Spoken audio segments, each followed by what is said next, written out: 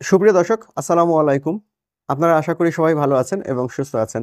আমরা সবাই নিজ নিজ রিটার্ন অনলাইনে প্রদান করব, এই প্রত্যাশা নিয়েই আমরা কাজ শুরু করছি এবং আমরা মোটামুটি অনেকেই এটা কিন্তু দিতে সক্ষম হচ্ছিও। আজকের ভিডিওতে আমি দেখাবো, আপনি যদি সরকারি অথবা স্বায়ত্তশাসিত কোনো প্রতিষ্ঠানের এমপ্লয়ি হয়ে থাকেন, তাহলে আপনার স্যালারির সাথে যে সোর্স ট্যাক্স কাটে, এই সোর্স ট্যাক্সটা আপনি কোথায় কিভাবে ঠিকমতো দিবেন এবং এই সোর্স ট্যাক্সটা একদম শেষে গিয়ে অর্থাৎ রিটার্ন সাবমিশনের ফাইনাল স্টেজে গিয়ে আপনাকে যে অ্যাডজাস্ট করতে হবে, এই অ্যাডজাস্টটা আপনি কিভাবে করবেন সেটাই দেখাবো আজকের ভিডিওতে। তো আশা করা যায় যারা এই প্রবলেমটা নিয়ে ছিলেন তারা আজকের ভিডিও দেখার পর থেকে আর কখনো কোনো ধরনের প্রবলেম ফিল করবেন না। বিশেষ করে এই সোর্স ট্যাক্সের কোনো ঝামেলায় আপনি আর পড়বেন না। তো আমরা সরাসরি চলে যাই মূল ভিডিওতে। যারা এখন পর্যন্ত আমাকে দেখছেন তারা এই ভিডিওতে একটা লাইক প্রেস করে ভিডিওর পরবর্তী অংশটুকু কন্টিনিউ করবেন। সুপ্রিয় দর্শক, আমি ধরে নিচ্ছি আপনার ইউজার আইডি এবং পাসওয়ার্ড করা রয়েছে বা টিন রেজিস্ট্রেশন সব কিছুই করা রয়েছে। সো আমরা এখান থেকে আর কিভাবে রেজিস্ট্রেশন করতে হবে এই ধাপে গেলাম না, সরাসরি আমরা চলে যাব আমাদের যে জায়গাতে প্রবলেম সেই জায়গাতে চলে যাব। তো আমি আমার মোবাইল থেকে এই কাজটা করছি। যদি আপনার কম্পিউটার দিয়ে করতে চান তাও করতে পারেন, মোবাইল দিয়ে করলেও কোনো প্রবলেম নাই। মোবাইল দিয়ে করার সময় জাস্ট এখান থেকে থ্রি ডট লাইন থেকে ডেস্কটপ সাইটটা চালু করে নেবেন, তারপরে অ্যাজ ইউজুয়াল যেভাবে কাজ করতে হয় ওইভাবে করবেন। দেন এখান থেকে আমরা এই যে থ্রি লাইনের উপর ক্লিক করব, ক্লিক করে যে রেগুলার ই রিটার্ন সাবমিশন এখানে আমরা চলে যাব। দেন এই জায়গাগুলোতে আপনাদের যা করার তা আপনারা সবাই করতে পারবেন বা পারেন এটা প্রত্যাশা করি। দেন আমরা পরের স্টেপে চলে যাচ্ছি, সেভ অ্যান্ড কন্টিনিউ বাটনের উপর ক্লিক করলাম।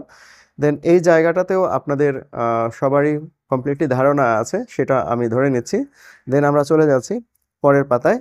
পরের পাতায় যাওয়ার পর এই জায়গাটাতে আপনার যে ইনকামের অর্থাৎ স্যালারির এগেনস্টে যে আপনার যে ইনকামগুলো হয়ে থাকে সেই ইনকামগুলো সঠিকভাবে আপনি প্রদান করতে পারবেন বা পারেন এটাও আমরা ধরে নিচ্ছি। তো এই জায়গাটা তারপরে আমি একটু বলে দিই যে কিভাবে কি করবেন। যেমন প্রথমে দেখুন এখানে এমপ্লয়মেন্ট টাইপ, এখানে যেহেতু উনি সরকারি চাকরিজীবী সো এখানে গভর্নমেন্ট পে স্কেল থ্রু আইবাস দিতে হবে। দেন এখানে তার প্রতিষ্ঠানের নাম এবং এখানে তার ডেজিগনেশনটা দিতে হবে। এইদিকে যদি যাই আমরা এখানে দিব হচ্ছে বেসিক পে, উনি যে স্যালারির যে অংশটা বেসিক থাকে সেই বেসিকের অংশটা এখানে দিতে হবে, এই জায়গাটাতে দিতে হবে। তারপর এখানে হাউস রেন্ট দিতে হবে, এখানে দিতে হবে মেডিকেল অ্যালাউন্স, এখানে দিতে হবে নববর্ষের জন্য যে অ্যালাউন্সটা পেয়ে থাকেন সেটা, এখানে দিতে হবে দুই ঈদে যে পরিমাণে বোনাস পেয়ে থাকেন সেটা দিতে হবে। এরপরে এখানে দিতে হবে 5% যে উনি বোনাস পান সেই বোনাসটা। এবং এটা আমরা নতুন করে ঘর ক্রিয়েট করেছি, ক্রিয়েট করে এই জায়গাটাতে আমরা এডুকেশন অ্যালাউন্স উনি পেয়ে থাকেন সো এডুকেশন অ্যালাউন্সের ইনফরমেশনটাও এখানে আমরা দিয়েছি। তো এখান থেকে আমরা পরের স্টেপে চলে যাব। পরের স্টেপটা রিবেটের ঘরে আসবে। তো এই রিবেটের ঘরটাতেও আপনি আপনার যে ইনফরমেশনগুলো আছে সেই ইনফরমেশনগুলো আপনি ঠিকঠাক মতো পূরণ করবেন। যদি সঞ্চয়পত্র থাকে তাহলে সঞ্চয়পত্রের ইনফরমেশন দিবেন, ডিপিএস থাকলে ডিপিএস এর ইনফরমেশন দিবেন, প্রভিডেন্ট ফান্ড থাকলে প্রভিডেন্ট ফান্ডের ইনফরমেশন দিবেন। দেখুন আমি এখানে প্রভিডেন্ট ফান্ডের একটা ডামি ইনফরমেশন এখানে দিয়ে রেখেছি, যদিও ইনফরমেশনগুলো কিন্তু রাইট না, জাস্ট ভিডিও বানানোর জন্যই কিন্তু এটা দেওয়া হয়েছে। আবার এখানে বেলিভেন্ট ফান্ড অ্যান্ড গ্রুপ ইন্স্যুরেন্স রয়েছে, সেই টাকাগুলোও কিন্তু এখানে আমি দিয়েছি।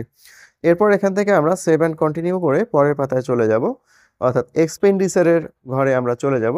যেহেতু আপনার সোর্স ট্যাক্স কাটে সো আপনি এইখানে আপনি চেষ্টা করবেন নো বাটনটা সিলেক্ট না করার জন্য, ইয়েস বাটন দিয়ে আপনার যে খরচগুলো রয়েছে সেই খরচগুলো অ্যাকচুয়ালটা দেখাবেন, তাহলে আপনার জন্য সুবিধা হবে।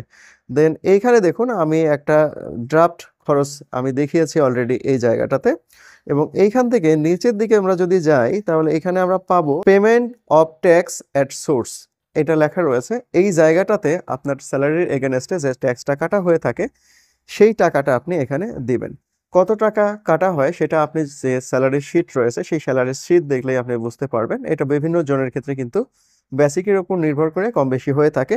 তো আমি যার এই কাজটা করছি তো ওনার মোটামুটি 3000 টাকার মতো কাটে, তো আমি এখানে এই টাকাটা এই জায়গাটাতে এখন দিয়ে দিব।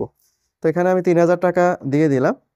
3000 টাকা দেওয়ার পর দেখুন এখানে আর কোনো কিছু নাই, সঞ্চয়পত্র বাবদ বা অন্য কোনো ট্যাক্স, অর্থাৎ গত বছরও ওনার ট্যাক্স দেয়া লাগেনি। আর যদি গত বছর ট্যাক্স দেয়া লাগে তাহলে সেই টাকাটাও কিন্তু এখানে দিতে হবে। আমি ধরে নিলাম যে গত বছরও উনি মিনিমাম ট্যাক্স 3000 টাকা দিয়েছিলেন, তো আমি সেটা এখানে দিয়ে দিলাম। তো আপনার ক্ষেত্রে যদি না আসে তাহলে এটা 0 দিবেন অথবা ব্ল্যাঙ্ক রাখবেন, তাতে প্রবলেম নাই।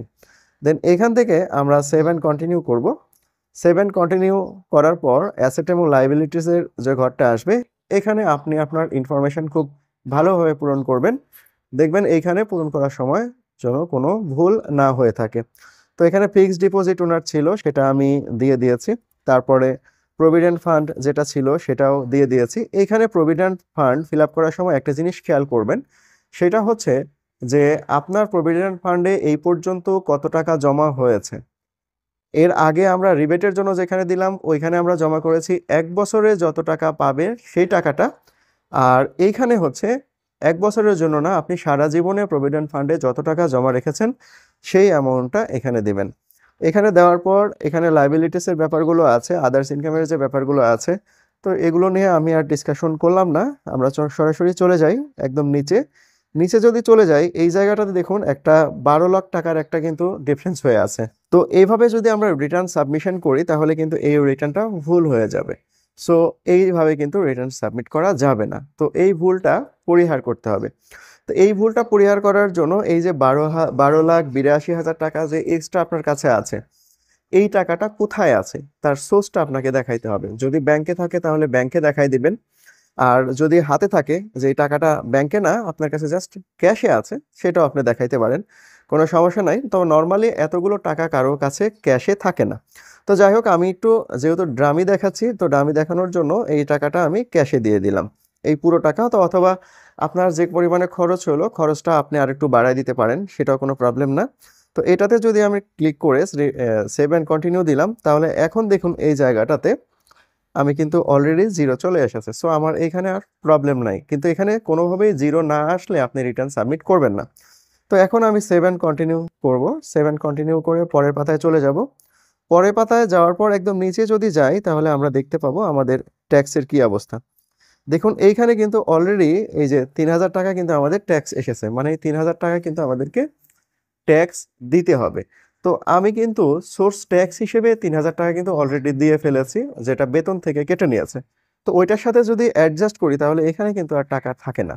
তো এই অ্যাডজাস্টটা কিভাবে করব, এটা করার জন্য আমরা একটু উপরের দিকে যাব।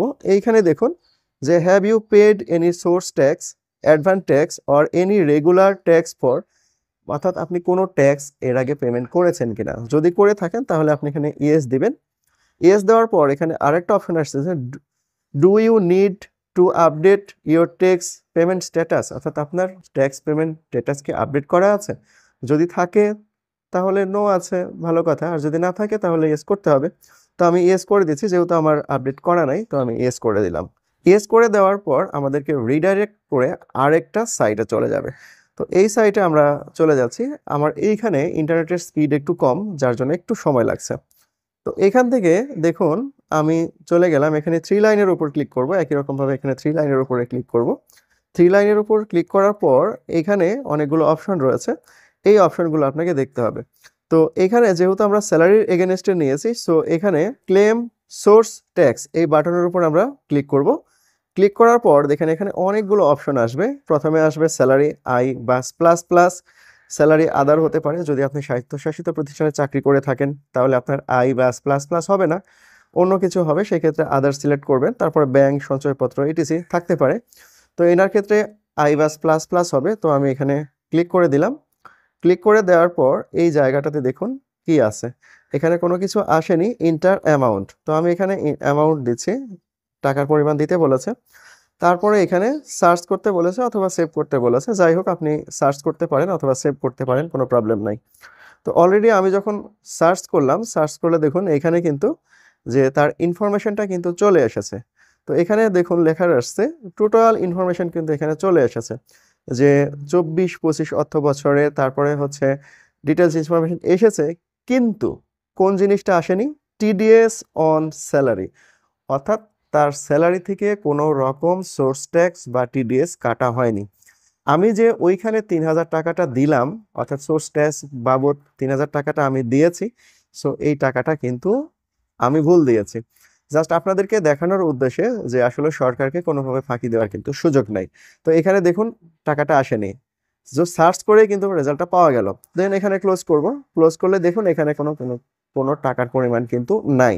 ওকে, তো তারপর আমি যদি এখানে সেভ বাটনের উপর ক্লিক করি তাহলে কিন্তু সেভ হবে না। কারণটা কি, কারণটা আমি তো আসলে পেমেন্টটা করি নাই, তাই না? তো এখানে আমরা করতে পারবো না। তো এখান থেকে আমরা আবারও হচ্ছে আমাদের রিটার্ন যে ফর্মটা ছিল সেই রিটার্ন ফর্মে ব্যাক যাব। আর আপনি যখন টাকাটা দিবেন, ঠিকঠাক মতো টাকাটা দিবেন, আপনার সোর্স ট্যাক্স যদি কেটে থাকে তাহলে এখানে কিন্তু টাকাটা আসবে। আর এই টাকাটা আসার পর আপনি যখন ভেরিফাই করবেন, ভেরিফাই করার পর একদম নিচের দিকে যদি চলে যান তাহলে এইখানে দেখবেন এই জায়গাটাতে এই যে এখানে লেখা রয়েছে টোটাল পেমেন্ট, এই টোটাল পেমেন্টের এই জায়গাটাতে ৩,০০০ টাকা কিন্তু চলে আসবে। এবং ৩,০০০ টাকা যখন চলে আসবে তখন কিন্তু এখানে এই যে পে নাও যে বাটনটা আছে এই পে নাও বাটনটা কিন্তু তখন ডেড হয়ে যাবে। এবং তারপরে আপনি এখানে প্রসিড টু অনলাইন রিটার্ন এখানে ক্লিক করে আপনার রিটার্নটা দাখিল করতে পারবেন। তো এই হচ্ছে আসল ব্যাপার, অর্থাৎ আপনি চাইলেও কিন্তু সরকারকে ফাঁকি দিতে পারবেন না। এটা খুব কেয়ারফুলি আপনি ফিল আপ করবেন। এই ভিডিও দেখার পর তারপরেও যদি কোনো ঝামেলা হয়ে থাকে এই সোর্স ট্যাক্স পূরণের ক্ষেত্রে, তাহলে অবশ্যই এই ভিডিও ডেসক্রিপশন বক্সে লিঙ্ক দেওয়া থাকবে, সেখানে আপনি আমার ফেসবুক গ্রুপ অথবা পেজে জয়েন করে আমাকে প্রশ্ন করতে পারেন, অথবা ভিডিওর কমেন্ট বক্সে কমেন্ট করে আমাকে প্রশ্ন করতে পারেন। তো ভিডিওটা ছিল এতটুকুই, কেমন লাগলো অবশ্যই কমেন্টে জানাবেন। আর যদি কোনো প্রশ্ন থাকে সেটা তো আগেই বলেছি জানানোর কথা। সবাই ভালো থাকবেন, সবাইকে অনেক ধন্যবাদ।